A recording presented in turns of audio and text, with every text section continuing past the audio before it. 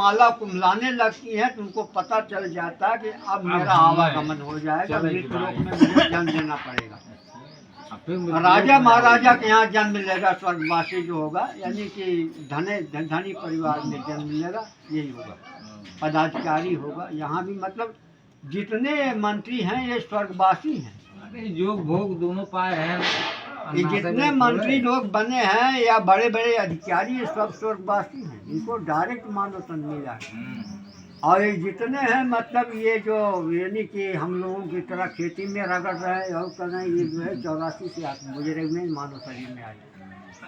तो ये मानव शरीर दो तरीके से मिलता है। एक डायरेक्ट जो स्वर्गवासी होता है, डायरेक्ट मानव शरीर में आता है, और एक होता है 84 लाख जो 3 करोड़ वर्ष बीतने के बाद जो शरीर मिलता है, 84 लाख में वही जो है गरीब परिवार में जन्म लेता है, पीड़ित होता है, यानी कि रोग व्याधा से पीड़ित होता है, धन दौलत से परेशान होता है, वही जो ज़्यादा परेशान।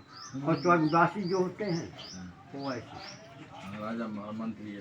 हाँ, ये चीज़ होती है। ये स्वर्गवासी हैं, जितने बड़े IAS है, पीछे सब स्वर्गवासी भैया ऐसे कर रहे हैं, उनको हर चीज़ सुलभ है। इसी तरीके स्वर्ग में भी यही सुविधा, स्वर्ग में भी अधिकारी वर्ग में जज जो होते हैं ना, वो न्यायिक पहले भी रहते हैं और यहाँ आते हैं तब भी न्यायिक पद पर ही ऊपर जाते हैं। तो ये स्वर्गवासी की पहचान है। तो इसी तरीके से जो है मतलब वहाँ भी है, स्वर्ग भी स्थिर नहीं है, निर्भय नहीं है।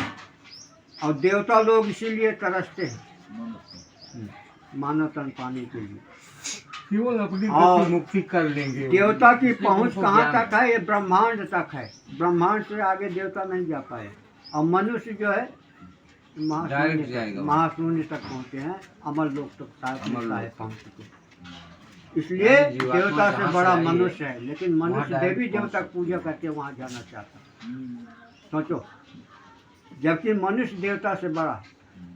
इसीलिए देवता लोग मानव शरीर पाने के लिए तो चाह रखते हैं, मानव शरीर पाने के लिए चाह होती है। तो यही भक्ति है भैया हम लोगों की। इसी तरीके से हमारी भक्ति में क्या है? गुरु आज्ञा में रहना है पहला काम। गुरु आज्ञा का शब्द का पालन करना, सेवा जरूरी है, और आज्ञा में रहना है सारी जीवन आजीवन। ये नहीं है, कभी भी ढील नहीं हमारी भक्ति में। जब तक जियोगे तन मन धन आपका जो नहीं है, तो साहेब का तन मन धन। जो भी काम कर रहे हो, जब तन मन आपका साहब ने मांग लिया तो आपका कुछ भी नहीं है। तो आपका कोई परिवार से नाता नहीं, आपका कोई किसी चीज़ से नाता रिश्ता कुछ भी नहीं, आप उससे जुड़े हैं। और साहब ने आपको कहा है कि परिवार की सेवा कीजिए, तन मन धन तो साहब ने मांग लिया।